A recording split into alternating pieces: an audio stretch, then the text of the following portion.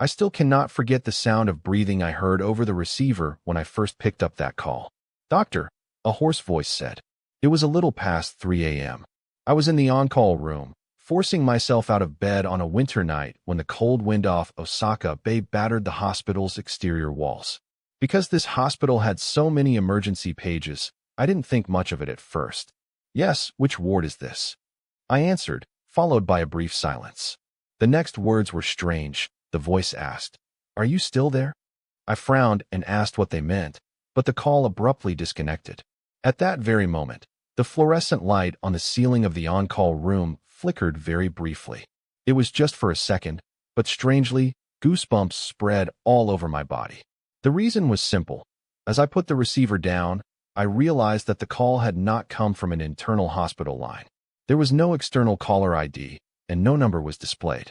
What was even stranger was the specific line the call came through. It was an extension belonging to the annex building that had been demolished 3 years ago. I was working as a surgical resident at an old general hospital in Osaka. I was 33, had graduated from a regional medical school, finished my time as a medical officer, and was just preparing for my board exams. The hospital was located near the sea, and the damp smell typical of old buildings was always trapped between the wallpaper and the ceiling. Especially in the early hours of winter mornings, the entire hospital felt so humid it was as if it had been submerged in seawater. I was originally someone who didn't believe in ghosts, or rather, I didn't have the luxury to believe in them. When you spend 16 hours a day cutting open and stitching up people's abdomens, constantly seeing people die, you learn that reality is much more terrifying than any supernatural horror. But after what happened at that hospital, I had no choice but to admit that when a person encounters something they cannot explain, they eventually break down. The emergency room was chaotic that early morning as well, with a traffic accident patient being brought in, a drunk patient fighting with a guardian, and nurses running everywhere. I quickly forgot about the phone call, or at least I tried to. But around 5 a.m., the charge nurse, Yuki, asked me if I had answered a call from the annex earlier. My hands froze for a moment as I asked her what she meant, and she said the phone had been ringing earlier and she could hear it from the hallway. I forced a smile and said it was probably a prank call, but her expression remained serious. "But it's strange," she said, looking around briefly. "That number isn't a live extension." The moment I heard those words, the goosebumps from earlier returned. I deliberately avoided her gaze, pretending to organize charts, and said the hospital was old so errors were bound to happen. Yuki lowered her voice and told me that the number used to belong to the closed psychiatric ward. I didn't reply. Behind the hospital, close to the sea, was an old building that used to be a psychiatric annex, which I had heard was closed down after a fire 10 years ago. Officially, it was an electrical short circuit with no casualties, at least according to hospital records. However, among the nurses who had worked there a long time, a different story circulated. The rumor was that a patient had disappeared on the night of the fire. It was a middle-aged man admitted to the psychiatric ward, and they said he vanished without a trace after the fire, leaving behind neither a body nor a discharge record. Of course, I didn't believe such stories because hospitals are places full of rumors anyway. Since it's a space where people die, families cry, and the lights are on all night, all sorts of tales are born. The real problem started that very night when I began hearing strange noises. At first, I thought it was just a simple delusion. It was around 2 a.m. while I was walking down the hallway toward the operating room, and I heard the sound of someone dragging their slippers from afar. I looked up, but the end of the hallway was completely dark and empty like a shadow because one of the fluorescent lights was out. I asked if anyone was there, but there was no answer and the sound stopped, so I figured I was just on edge from exhaustion. However, as I started walking again, I heard the sound right behind me. I immediately turned around, but no one was there, even though the sound was unmistakably right behind me. At that moment, a strange scent mixed into the hospital's usual smell. It was a burning smell, like old wiring melting together. I instantly remembered the story about the annex fire. That was when I saw someone standing behind the glass window of the emergency exit door at the end of the hall. It was a person wearing white clothes that looked like a hospital gown, with their head bowed. I unconsciously called out, "Patient," but there was no answer. Instead, the person raised their head very slowly, and at that moment, my breath caught in my throat. I couldn't see a face. More precisely, the entire face was burned black. I froze completely. Then, the person suddenly leaned toward the door, as if pressing their face against the glass. The handle of the emergency door began to move, and I instinctively backed away.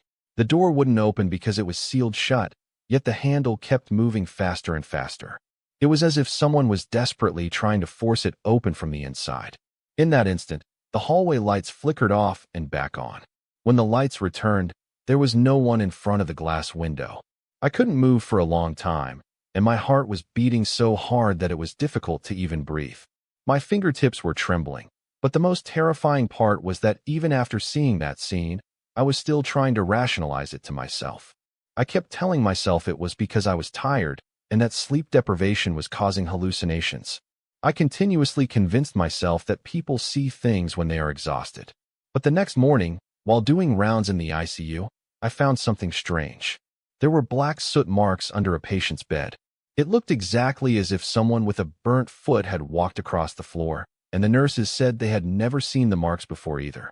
The moment I saw it, I thought of the tips of the feet of the person standing behind the glass window the night before. Bare feet, burnt pitch black. From that day on, I began to fear the coming of the night and actively tried to avoid early morning patrols. Normally, a surgical resident lives like a ghost inside the hospital. You finish a surgery, do rounds in the ICU, go down to the ER, come back up to the ward, and dawn breaks before you even have time to close your eyes. But strangely, no matter how busy a person is, the body remembers the places it fears. I found myself avoiding walking alone down the hallway behind the operating rooms. That specific hallway with the emergency exit was unnervingly quiet at night. While you could hear monitor alarms or the footsteps of nurses in other wards, that area was dead silent, like a space completely severed from the rest of the hospital. So, I went out of my way to take the central elevator, even if it took more time. But the weird thing was, the more I tried to avoid it, the more I ended up encountering that hallway. The incident happened 3 days later, around 4:30 in the morning, right after I barely finished an emergency surgery. It was a patient with a ruptured appendix, and their condition was poor, so it took much longer than expected. When I came out of the operating room, my legs were so weak from exhaustion I could barely stand. Wearing only a thin lab coat over my scrubs, I went to get a coffee from the vending machine. Hospital vending machine coffee at night always tasted the same, bland and burnt. But strangely, any coffee I drank after 4 a.m. tasted like muddy water mixed with seawater. I was walking down the hallway toward the on-call room with my paper cup in hand. That was when I heard someone call out "Doctor" from behind me. I turned around, naturally assuming it was a nurse, but no one was there. Only a single fluorescent light flickering at the end of the hall. I paused for a moment. And in that moment, I heard it again, but this time it was much closer, right next to my ear. I thought my breath would stop, and the coffee splashed out of the cup in my hand. I reflexively looked behind me, but again, no one was there. Instead, a strange smell hung in the air. It was the smell of burning wet cloth, faintly mixed with the scent of old disinfectants. In that instant, my gaze fell upon the sign at the end of the hallway. It read "Closed Psychiatric Ward Annex," with a black arrow, a sign I was certain I had never seen before. Unconsciously, I started walking toward it, as if someone was pushing my back. My mind told me not to go, but my body followed. The iron door at the end of the hall should have been locked as usual, but that day, it was slightly open, and darkness was leaking out through the gap. I stopped in front of it and realized something strange. I could hear a sound coming from inside. It was the sound of someone coughing. It was a wet cough, like someone choking for breath, and I instinctively called out, asking if anyone was there. Instead of an answer, I heard something heavy being dragged across the floor from behind the iron door. I briefly considered calling hospital security, but at the same time, I felt embarrassed for being terrified by a mere sound, so I ended up pushing the door open a little further. As the iron door opened, cold air touched my face. The inside felt like a completely different space. Thick dust covered everything, and the wallpaper was bloated like waterlogged paper. A few of the ceiling lights were still functioning, blinking dimly, making it feel like I had stepped into an old aquarium. And then there were the smells, the stench of burning, mold, and a metallic scent like old blood. I walked slowly inside, finding the ward much larger than I expected. Hospital room doors lined both sides of the hallway, each equipped with a small observation window. But there was something off. Every single door had scratch marks left on the inside. There were dozens of marks that looked like they were made by fingernails. I felt my throat go dry when suddenly, I heard the sound of a door shutting somewhere. Startled, I spun around. It definitely came from the end of the hallway I had just walked down, but there was no one there. But in that moment, something moved inside the observation window of the patient room to my left, and I froze. There was definitely someone inside. A human figure was slowly swaying in the darkroom. I stepped closer, and the moment I looked through the observation window, my heart sank. There was no one there. It was an empty room. Strangely, however, the inside of the glass was fogged up with condensation, as if someone had just been breathing there, and words were written in the condensation with a finger. The words read, "Why are you still here?" And I stumbled backward. There was definitely nothing there just a moment ago, but now it was clearly written. At that moment, a loud thud echoed from the end of the hallway. I reflexively turned my head and saw someone walking toward me from a distance. They were limping slowly, barefoot, and dragging a blackened, burnt foot across the floor. I couldn't even breathe as I saw the person was wearing a hospital gown. Parts of their body were distorted and dark red as if burned in a fire, but the most horrific part was their face. The places where the eyes should have been were hollowed out and pitch black, yet I could clearly feel that it was looking at me. I ran away right then and there, abandoning all pride. I sprinted like a madman through the hallway to the iron door, but something bizarre happened. The door was closed. It was the very door I had left open. I rattled the handle frantically, but it wouldn't open. The sound of dragging feet drew closer behind me. I felt cold sweat run down my spine, and my hands trembled so much I couldn't even grip the doorknob properly. Then, right behind me, I heard that voice say, "Doctor." I slowly turned my head, and the person's face was right in front of my eyes, revealing dark red flesh beneath melted skin. Yet, bizarrely, the mouth was intact, and it slowly opened. "Why didn't you let me out?" it asked, and I screamed. Suddenly, the iron door burst open, and I fell backward. Tumbling out, I crawled frantically into the main hallway and looked back. No one was there, and the inside of the closed ward was dead quiet, as if nothing had ever happened. However, on the floor inside the iron door, there was a single, pitch-black footprint left behind. A footprint slowly pointing in my direction. That morning, I finally went down to the hospital records room because, for reasons I couldn't explain, I felt an overwhelming need to check. The fire in the closed ward, the missing patient, and that voice. The records room was in the basement, a place filled with the smell of old documents and dust, and the clerk asked me with a sleepy face what year's records I was looking for. I hesitated for a moment before asking for the 2009 annex fire records. The clerk's expression strangely stiffened as he told me those records had been destroyed, and when I asked why, he avoided my gaze instead of answering. He muttered very quietly, "It's better not to know about that." Just then, something fell from a bookshelf at the very back of the records room with a thud. I turned to see an old file folder on the floor, and on its cover was a blackened, burnt handprint. I couldn't bring myself to pick up the folder for a long time. The air in the records room became strangely heavy. Through the scent of old dust, that familiar burning smell drifted in again. It smelled exactly as if someone was burning a wet cloth right next to me. The clerk was trying hard to pretend he hadn't noticed, keeping his eyes glued to his computer screen. I slowly picked up the file from the floor. The cover was almost entirely charred black. In one corner, faint writing remained, which read, "Psychiatric Closed Ward Fire Report." My fingertips went cold. I looked back at the clerk and asked, "I thought you said it was destroyed." He let out a breath like a sigh and said, "It was supposed to be." "Then what is this?" I asked, but he didn't answer. Instead, he said in a very low voice, "Doctor, don't go into the annex at night." I was left speechless while he continued staring at his monitor. He said everyone who went in there didn't last long, and I forced a laugh, telling him he sounded like he was telling a ghost story. At that, the clerk looked me straight in the eye for the first time. His gaze was unnervingly serious as he told me my face looked exactly like those people's faces back then. I couldn't say a word, and eventually, I left the records room with the file. As soon as I stepped into the elevator, my heart started pounding frantically. It was strange. It wasn't simple fear, but a feeling like I had opened something I never should have touched. I locked the door to the on-call room and opened the folder. Most of the papers inside were dried up after having been soaked in water. Some pages were burnt and crumbling at the edges. Most of the records detailed the situation at the time of the fire. December 14th, 2009, 2:17 a.m. Fire broke out in the closed ward, presumed to be an electrical short. All patients evacuated. But there was something odd. Between the sentences, sections were blacked out with a marker, particularly on the patient roster, where several names were completely erased. I turned the page, and my hand stopped at the very end, where a short memo was written. It read, Patient 264 status unconfirmed. Attending physician report missing. Investigation needed into the failure to open the exit door. My breath hitched at the words, failure to open the exit door, and I recalled what happened to me in front of the iron door. Remembering the moment a door that should have been open was locked, and the handle wouldn't budge, made my blood run cold.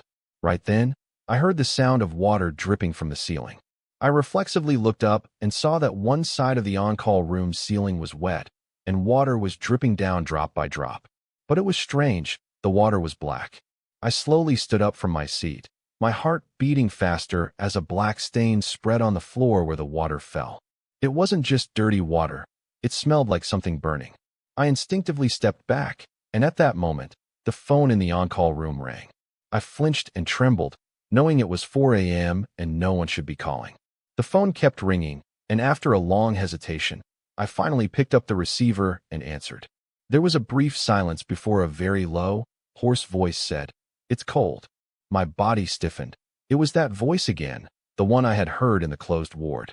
I asked who it was, and the voice replied, "The door won't open," accompanied by the sound of labored breathing. It sounded like someone whose lungs were completely burnt was forcing themselves to speak. "Doctor," the voice said, and in that moment, I heard the sound of someone pounding on an iron door through the phone. I almost dropped the receiver, and suddenly screams erupted over the line. It was multiple people, men's voices, women's voices, crying and shrieking. It was the sound of people desperately pounding on doors amidst a raging fire. I dropped the phone, and even as the receiver rattled against the floor, the sounds continued to pour out. "Open it. Please save us. Open the door," followed by static, and then the sounds abruptly cut off. The on-call room grew silent again as I leaned against the wall, gasping for air. My hands were shaking uncontrollably, and I felt like my grip on reality was slipping away. I kept trying to rationalize it, telling myself it was sleep deprivation, auditory hallucinations, or stress. But then a thought suddenly crossed my mind. Investigation needed into the failure to open the exit door. I was struck by a sudden chill, wondering if that fire was truly just a simple accident. That morning, I remained dazed even during rounds with the attending surgeon. I couldn't properly process the explanations of the patient's conditions, as my mind was completely consumed with thoughts of the closed ward. Eventually, around lunchtime, I started seeking out the longtime hospital staff. When I asked the ICU charge nurse, Sato, her face stiffened, and she asked who told me that story. I replied that I had just been looking through records, and she stayed silent for a while before quietly walking toward the coffee vending machine, telling me to follow her. The break room behind the hospital was empty and dim, with the gray winter sea visible through the window. Even the sound of the waves sounded unnervingly gloomy. Charge nurse Sato pulled out a cigarette, then put it back away, and said, "That ward always had a lot of problems." I listened quietly as she explained that there used to be a psychiatric patient who constantly repeated the same phrase. When I asked what he said, her eyes wavered as she replied, "He said there would be a fire." I held my breath as she continued. He would bang on the walls every day, saying a fire was going to start and that he would burn to death. The wind rattled the glass outside as she added that the man's condition was strange. He would talk to himself every night and converse with an empty space, which terrified the nurses. I asked, "Was it patient 264?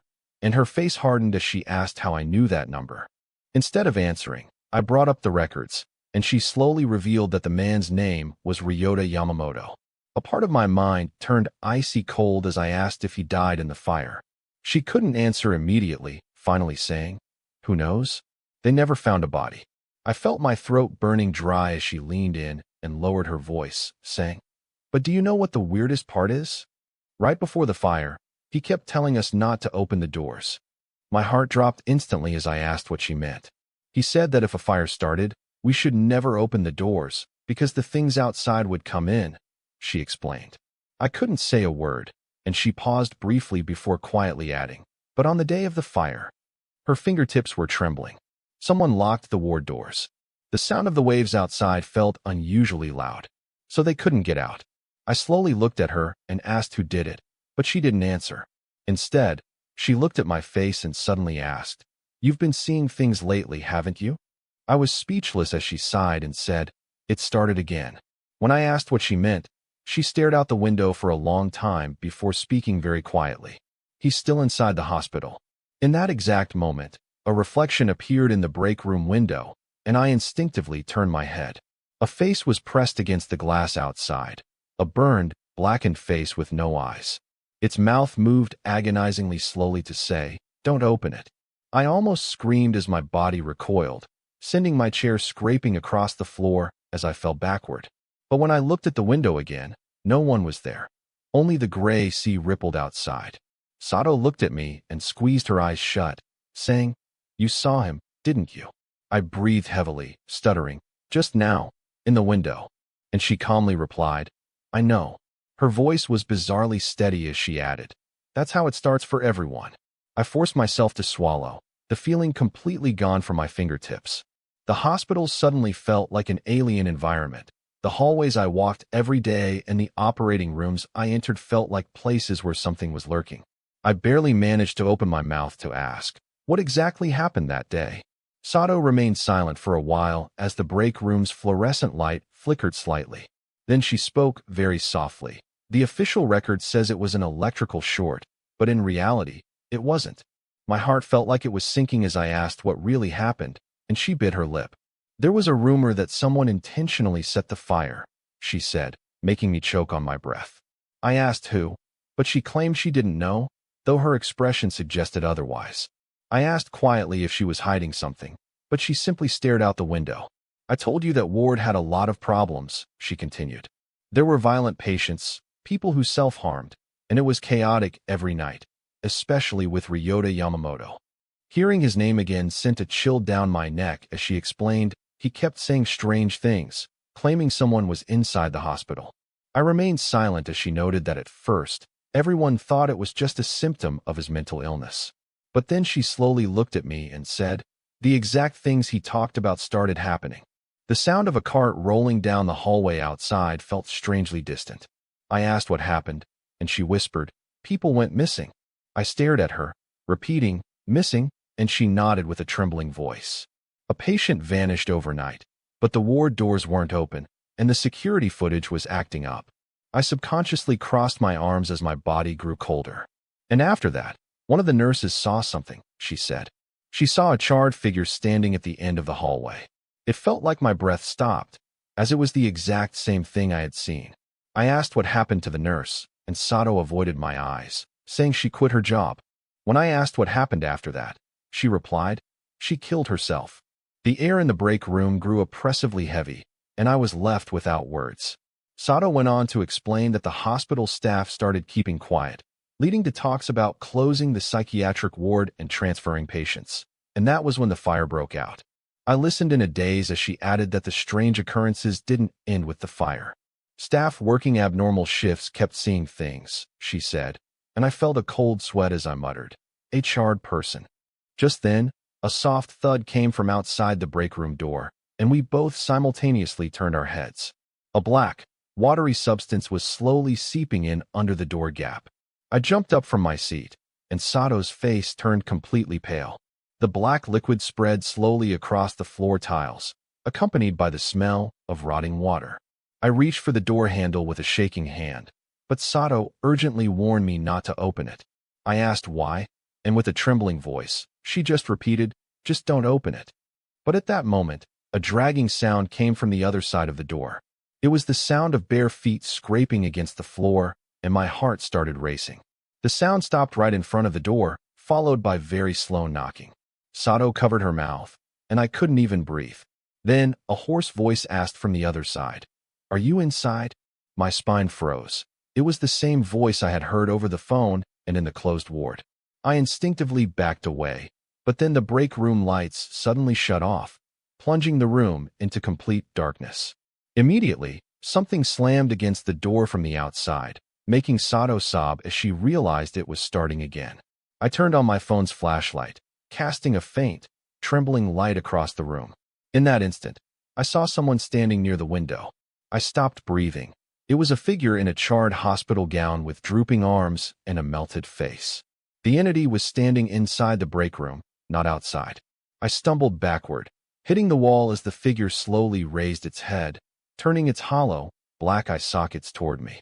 Its mouth moved, asking, "Why did you come in?" Suddenly, the break room door was flung open, and the fluorescent lights flickered back on. I reflexively closed my eyes and opened them again to find the room empty. Only the night security guard stood at the door, asking what was going on. I gasped for air and looked around, noticing that the black water on the floor had vanished. Sato was sitting in her chair, pale as a sheet, while the guard looked at us as if we were crazy, mentioning he had heard screams. I couldn't utter a word. From that day forward, my sleep completely deteriorated. Every time I closed my eyes, I saw that face, melted skin, charred bare feet, and those haunting words, "Why didn't you let me out?" The worst part was that the boundary between reality and nightmares began to blur.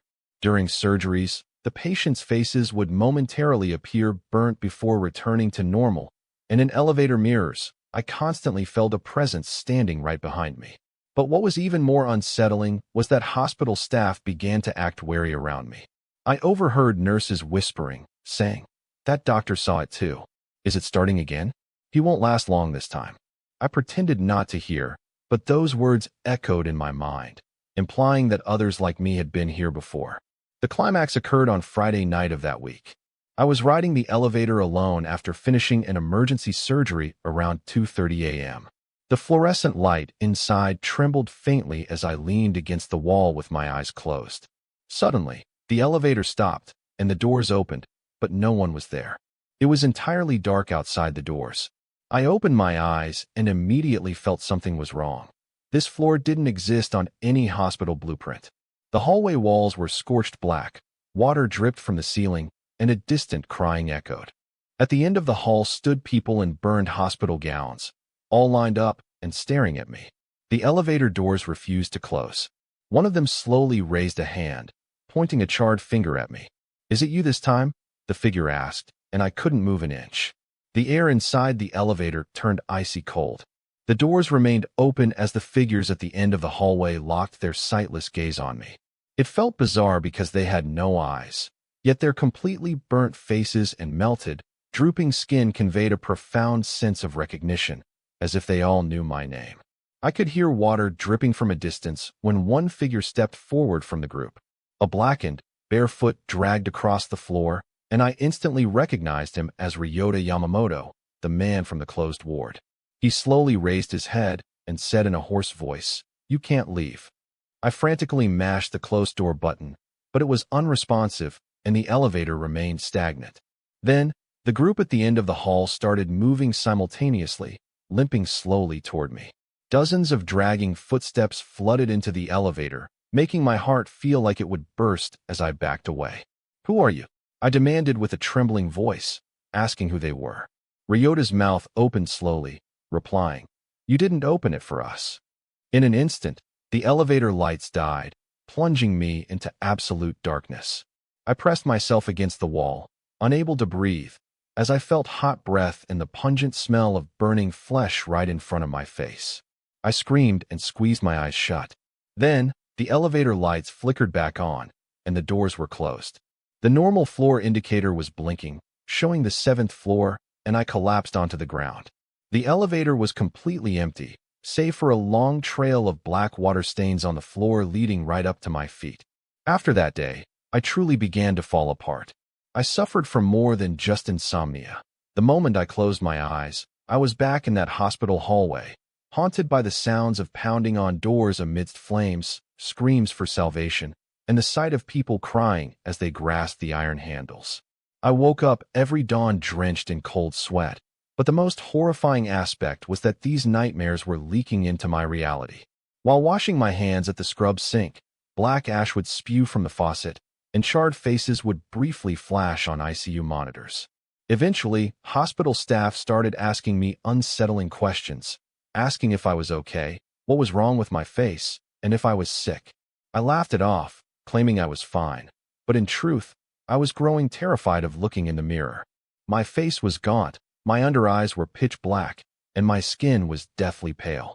Above all, the scent of burning followed me everywhere. No matter where I went, even after showering or changing clothes, it felt like the smell emanated from my own body. Finally, I sought out Dr. Takahashi, the hospital's psychiatry specialist.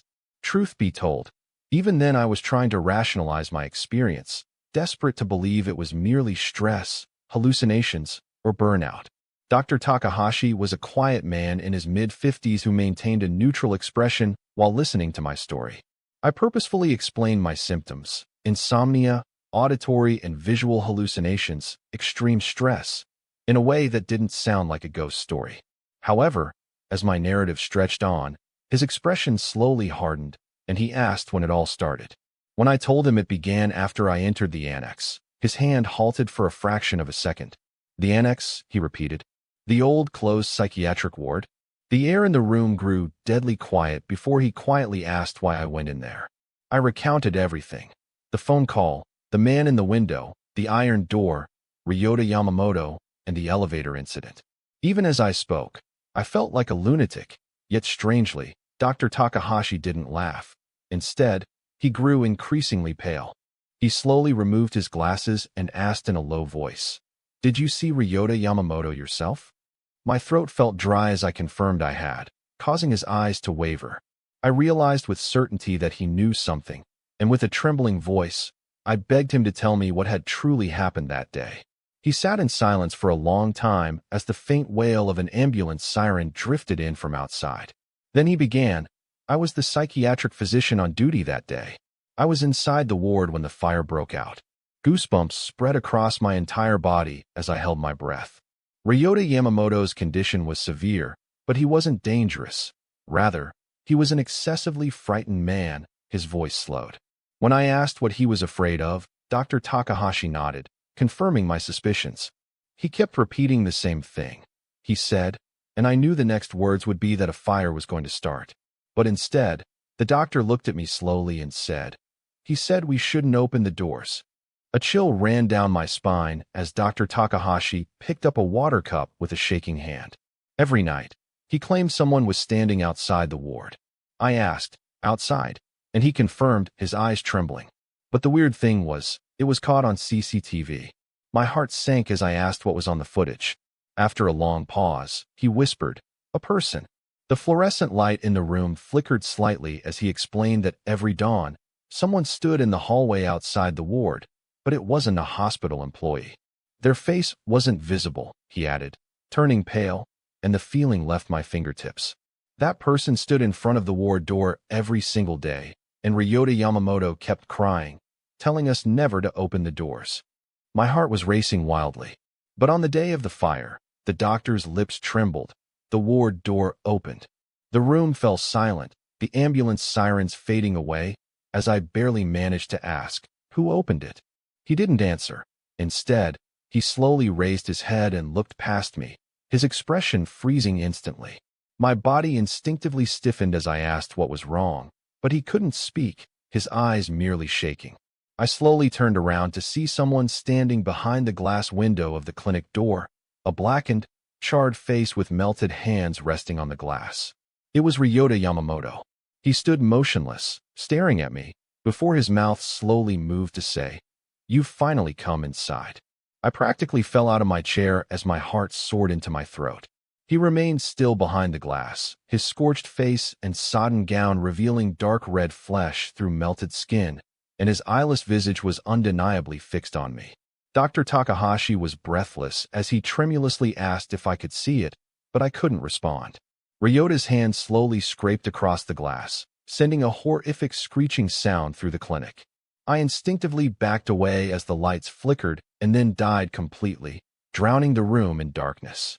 I heard Dr. Takahashi curse under his breath, and I tried to turn on my phone's flashlight, but my hands were shaking too violently. Then, right outside the door, something slammed into the wood. The door rattled as a hoarse voice, Ryota's voice, pleaded, "Open it." But mixed into his voice were the sounds of multiple people, men, women, cries, and screams, as if dozens were speaking in unison, crying out that they were cold, stuck inside, and couldn't escape. Dr. Takahashi backed against the wall, pale as a ghost, as I shakily asked him what was happening. He couldn't answer as the sound of fingernails scratching the door echoed into the room. I held my breath, staring at the door, when black water began to seep underneath the gap, writhing like a living thing. The stench of burning flesh filled the room, forcing me to cover my mouth. "They've come back," Dr. Takahashi muttered, as static abruptly exploded from the clinic speaker. An old, female voice announced over the hospital intercom, "Code red. Code red. Fire in the closed psychiatric ward." I thought my heart would stop as the broadcast continued, instructing patients to evacuate, followed by repetitions of "failure to open exit door." The broadcast cut out with static, and simultaneously, the lights flickered back on. We both stared at the door. The black water was gone, and the hallway was silent, as if nothing had happened. However, dozens of charred handprints remained on the glass of the door window. I couldn't take it anymore and asked, my voice cracking, "Doctor, what exactly is going on here?" After a long silence, he slowly answered, "I thought everyone died that day in the fire." He stared blankly into space, describing how smoke filled the ward, the power went out, and the patients were screaming and crying. His fingertips trembled as he added, "But there was something strange. Before the fire, there was already a smell." My heart sank as he confirmed it was a burning smell, as if something was already on fire elsewhere. The air in the room grew colder as he recalled Ryota screaming not to open the doors. After a long pause, he said with trembling lips, "Because whatever was outside would come in." A chill gripped my spine as he revealed that a nurse eventually opened the ward doors, resulting in her immediate death. Silence hung heavy in the room before he explained that as soon as the doors opened, the power failed, and the fire instantly spread. As people ran and screamed, he saw something at the end of the hallway, a charred figure. The atmosphere in the clinic felt crushingly heavy as he stated that the figure entered the ward, and suddenly, the patients acted strangely. They didn't run for the doors. Instead, they all stared at the end of the hallway, as if someone was calling them from there. His memories of the aftermath were hazy, but when he regained his senses, half the ward was burnt down, and the people had disappeared, leaving no bodies behind. I felt cold sweat pour down my back as he slowly looked at me, sighing that they had simply vanished. Just then, we heard footsteps in the hallway outside the clinic door, the slow drag of bare feet drawing closer. Dr. Takahashi turned ashen, whispering that they had returned, and I couldn't breathe as the footsteps stopped right outside. The door handle began to turn slowly, but the door was locked, yet the handle kept jerking violently. I backed away as Dr. Takahashi tearfully pleaded not to open it. Then, a very low voice called out from the hallway, "Doctor." My blood froze because this time, the voice was unmistakably mine. I heard my own voice from outside the door, asking, "You're in there, right?" My heart nearly stopped as Dr. Takahashi looked at me, and the voice outside continued, "Please open the door." My lips trembled as I asked what that thing was, and the voice outside began to laugh. A low, grotesque chuckle that suddenly merged with the voices of dozens of people screaming to open the door. The door shuddered violently under heavy impacts, and the lights flickered erratically as Dr. Takahashi shouted at me to run. The door burst open, and I instinctively backed toward the window, only to feel the blood freeze in my veins when I saw what was outside. The hallway was filled with people, patients, nurses, and doctors, all burnt to a crisp. And standing at the very front was me. My own charred, burning face was slowly smiling at me, and I couldn't even muster a scream. Seeing myself in the hallway made something snap in my mind. It was a melted, charred face with blackened skin, but it was undeniably mine, and its lips slowly curled upward to say in my own voice, "Now, we switch." Dr. Takahashi grabbed my arm, telling me not to look, but it was too late. All the blackened figures in the hallway simultaneously raised their heads, turning their eyeless faces toward us. The lights in the hallway began to extinguish one by one, plunging the entire hospital into darkness starting from the far end. "Run!" Dr. Takahashi screamed, and I was practically dragged out of the clinic. The hallway felt unnaturally long. The lights kept flickering, and black water dripped from the ceiling as a trail of black footprints led toward the back of the hospital, toward the closed ward. Panting, I asked him what was happening, but he couldn't answer as we threw ourselves into the emergency stairwell. As the door shut, I heard the simultaneous dragging footsteps of dozens of people echoing from the hallway, sending shivers down my spine. The stairwell was freezing, the concrete walls slick with condensation, smelling of old mold mixed with the inescapable stench of burning flesh. Dr. Takahashi gasped, muttering that we were out of time, and when I asked what he meant, he stared down the stairs. "We have to end this before it takes you," he said, and I didn't understand what needed ending. Suddenly, something moved in the darkness below, and I fell silent as I heard the dragging of bare feet slowly ascending the stairs. His face hardened as he announced they were coming up, and we began sprinting upward again. But as we climbed, a strange sensation overcame me. The hospital was transforming into something alien. The white paint on the walls was covered in black scorch marks. The lighting shifted to old, yellowed bulbs, and hundreds of scratch marks adorned the walls, choking my breath away. I called out to him, but he ignored me, focused solely on climbing higher. But no matter how far we climbed, the floor numbers didn't change. The signs continuously read, "Basement Level 1." I stopped, panting, and pointed out the anomaly, to which Dr. Takahashi stared blankly at the wall. Laughter echoed from the darkness below, a low, hoarse laugh overlapping with multiple voices chanting, "You can't leave." I was on the verge of a panic attack when he grabbed my arm and declared we needed to go to the ward, leaving me to question his sanity. "It started there, so it has to end there," he insisted, a statement I couldn't grasp, but his face looked entirely defeated. In that moment, a blackened, charred hand thrust out from the darkness below, followed by the faces of burnt patients and nurses, all with empty eye sockets, crawling up the stairs. Screaming, I ran with Dr. Takahashi, frantically pushing through a door and slamming it shut behind us. A sudden silence enveloped us as I gasped for air and looked around, only to freeze in place. We were in the closed psychiatric ward, the very place we had first entered, with patient rooms lining the hallway. But this time it was different. The lights were on, and people were present in front of every room. The patients were sitting on beds, muttering to walls, or crouching on the floor, perfectly resembling the ward moments before the fire. My lips trembled as an old hospital broadcast echoed, announcing it was 2:17 a.m. and the closed ward was undergoing inspection. Dr. Takahashi's face turned completely white as he realized we were back on the day of the fire, right before it started. Then, a hospital room door creaked open, and a man stepped out. A thin, terrified patient in a hospital gown. I recognized him instantly as Ryota Yamamoto, but he wasn't burnt. He was alive and unblemished. He turned pale upon seeing us and asked why we were there, leaving me speechless. With a trembling hand, he pointed down the hallway and warned us not to come any closer. Suddenly, the light at the end of the hall went out, and a figure stood in the darkness. At first glance, it looked human, but as it drew near, its form was grotesque. Its limbs and neck were far too long, resembling someone who had been melted in a fire and forcibly stitched back together. And its face was merely a blackened void without features. Ryota backed away crying, reminding us he had warned against opening the doors, as Dr. Takahashi trembled beside me. I couldn't tear my eyes away from the entity as it slowly moved forward, filling the hallway with the stench of burning flesh. The patients in the rooms began to cry simultaneously, wailing that it had returned and screaming to close the doors. In an instant, all the hospital lights died, and a cacophony of screams erupted as people began to flee from the flames spreading from the end of the hall. I couldn't believe my eyes. The fire was playing out exactly as it had in the past. Amidst the smoke, screaming nurses, and pounding on doors, I saw a single figure standing before the central iron door.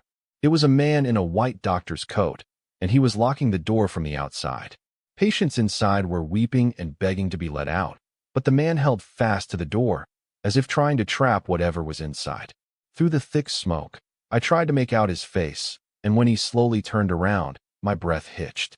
It was my face, not my current, exhausted self, but my perfectly normal, unburnt face from the past. I stumbled backward, mentally rejecting the impossible sight, feeling as though my mind was crumbling.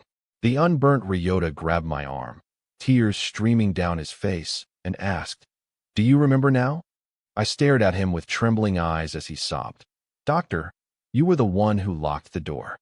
Something snapped in my brain, releasing a flood of memories. The flames, the screams, the locked iron door, and my own hands gripping the handle. I collapsed to the floor as the realization hit me. During the 2009 fire, I was an intern at this hospital. I was standing in front of that ward, locking the door to prevent anyone from escaping, though I couldn't remember why I did it. But one detail was painfully clear. That entity was walking down the hallway, and I had locked the people inside with it.